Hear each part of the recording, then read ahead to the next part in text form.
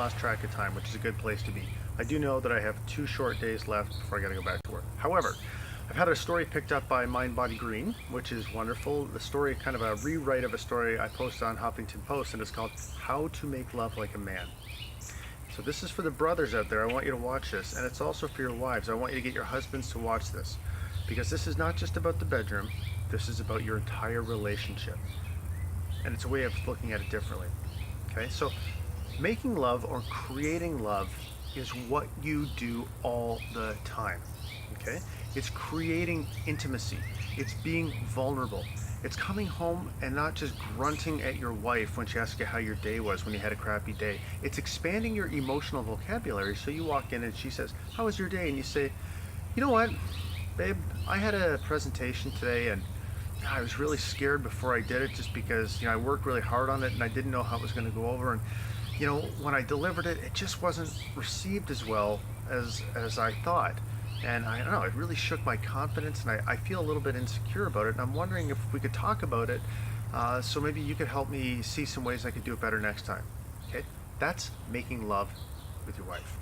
Okay, when your wife does the same to you, and you actually listen to her and you look her in the eyes and hear her when she speaks, that's making love to your wife. Okay, when you start to eliminate the things that put a barrier between you, that creates intimacy. Ultimately, intimacy should be the goal. Intimacy is emotional closeness. It means like your spirits are intertwined with one another.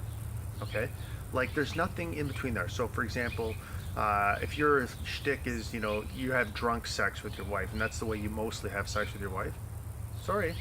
I mean, it's not that it could, I'm sure it can't be fun. Believe me, I know it can be fun from time to time, but if that's your primary MO, God, you have a layer of booze between the two of you that is preventing you from being as close as possible.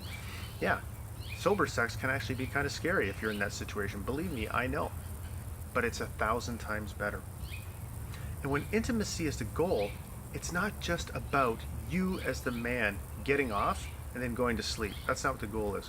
When the goal is intimacy, you are able to please your wife without reservation, so generously, and expecting nothing in return, because you're already getting what you need in return. And that's intimacy. That's knowing that I am closer with this woman than I have ever been with any other human being in the world. That is absolute magic, man. When your wife sees this, sees that you actually care enough to take the time to focus on her, to take all kinds of time to focus on her, great things will happen. She'll know that you love her. She'll know that you're showing that you love her. She'll want to reciprocate. The more you give, the more that you receive. That's just how it works. So there's a direct connection between getting up and doing the dishes and having wonderful sex with your wife. And I'm not trying to make myself sound like some kind of Don Juan here, okay? That's not what I'm saying. What I'm saying is that I consciously try to create love with my wife every single day, all day long, as much as I can. Okay? So the other thing that is important, again, I mentioned, is vulnerability. Vulnerability gives you the ability to be able to receive feedback without getting your knickers in a knot and being defensive and pouting, which is something the brothers do quite a bit.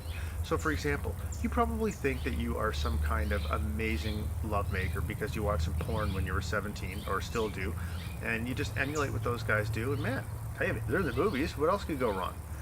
Listen, when you are open to receiving feedback and your wife gives it to you, you can receive it. So if she says, "You know what, that thing you do, I mean, what if we tried this?" Or I'd be open to, maybe what you're doing is great, but if we tweaked it a little bit and tried that, you can receive that feedback and go, "Yeah, that's great, thank you. I want to be better.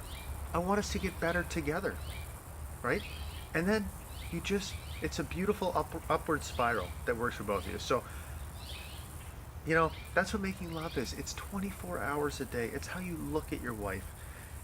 It's how you speak to your wife from your soul about things that are real, that affect you. It's about how you treat her in the bedroom. It's all of it. So actively create love with your wife, and great, great things will happen to your relationships. They'll happen to you. You'll support each other, and you'll propel each other to places you could have never imagined. Have a great day. Think about that.